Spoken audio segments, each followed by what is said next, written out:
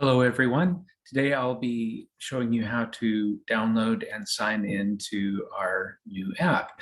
The app on your phone that looks like the blue St. Andrew's cross is will no longer be working, or if it is working, it'll be out of date very soon. But this is our new app through Ministry One and the Shelby Next, which is our new payment calendar and database options that we'll be rolling out over the next few weeks. So let's get started with the app. First of all, go to the iOS App Store or to Google Play and search for Ministry One. Here you see I searched Ministry One, and it's this purple icon with the white cross. So click on that. I've already installed it on my phone. So click on that and let it install. And then once you open it, you will see a screen like this. It says find your church. To get started, simply enter the name, city, or zip of your church, or use your location to show churches nearby. Now, the best way and most sure way to find our church is to enter the zip code 77005, because St. Andrews with a period and apostrophe, it gets confused. And find your location, it depends on where you are. So see right here, 77005, find your church. So enter those digits and then find your church, and that will show you this next screen. And it says there's only one match. Fortunately, you don't have to choose from a lot of St. Andrews in 77005. And so click on St. Andrews Presbyterian, just hit anywhere in that little box. And then it will show you this, and it shows you our little welcome screen. And at the bottom, you want to say select this church. So click on that. And then on the next page, it shows you this, welcome St. Andrew's Presbyterian Church. At this point, it doesn't really, you can look at the various things, but what I want to show you is how to log into your profile. At this point, you should have received login information by email, and this is only for members. So at this point right now, only members can log into the database. We are working on ways to get visitors logged in and that sort of thing. And if you're a visitor, you may give it a shot and see if it'll work. We're not quite sure. We're still working out the kinks, but this for sure does work for members. So click on profile at the bottom. This will bring up this screen. Now this can be a little bit confusing. Ignore this top part where it says your email or mobile phone number. Ignore that, and instead click on sign in with username and password. And you can always ignore login with ministry ID. So sign in with username or password, and that will be the username and password that you were sent automatically when we sent every member sign up information for our database. And that will take you to this screen where you put in your username and password, and it is case sensitive. It's usually your first name, dot, and your last name, capital first name and capital last name as well. And then you put your password in here and click next on the next page. And so here I am, I'm all logged in, and this will be the church, the screen that pops up when you log in. Next, hit the X at the top to close this screen. And this, well, I'm a little bit out of order, but it will take you back to the screen you saw earlier. Let's go back and look at that screen. And when you hit X, it'll take you back to this screen.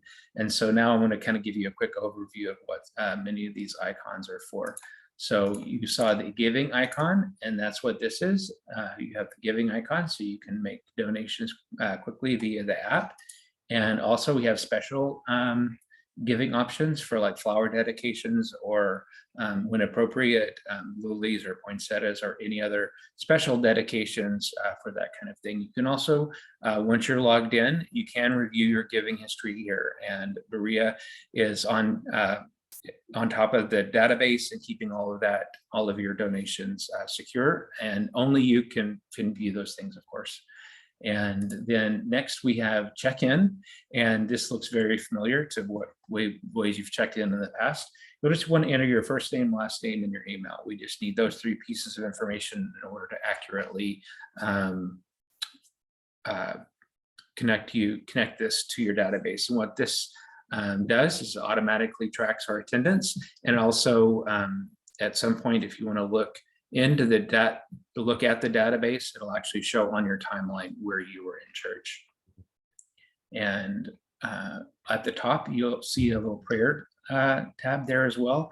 You can submit prayer requests, and here you can select the options if you want to keep it confidential or share your prayer on the prayer list, or we can have say, please contact me, and one of the pastoral staff from the church will contact you. So you put your name and your prayer request and then hit submit at the bottom there. So we'd be happy to pray for you in whatever way you need. And then also there's the sermons tab, and this is all of our most recent sermons. As you can see, just updated a couple of days ago, January 2nd. And so you can go through and look at all the different worship services that have been live streamed. This is our YouTube feed. Anytime you want to go back to the main page, just select these little 4 squares at the top, and that'll return you to the main menu where you see all those big icons. And then Connect shows a variety of options. It shows our Sunday school lists, and then it also shows the weekly update, which is the weekly email. So you click on that and it will take you to our webpage that shows our weekly email that has tons of information about it. Anything that's happening, events, that kind of thing, are on our weekly email. Also links to all of our social media accounts, Facebook, YouTube, Instagram, that kind of thing. And just the visitor information section that just has some quick links to contact us, and just some information about the church, like worship times.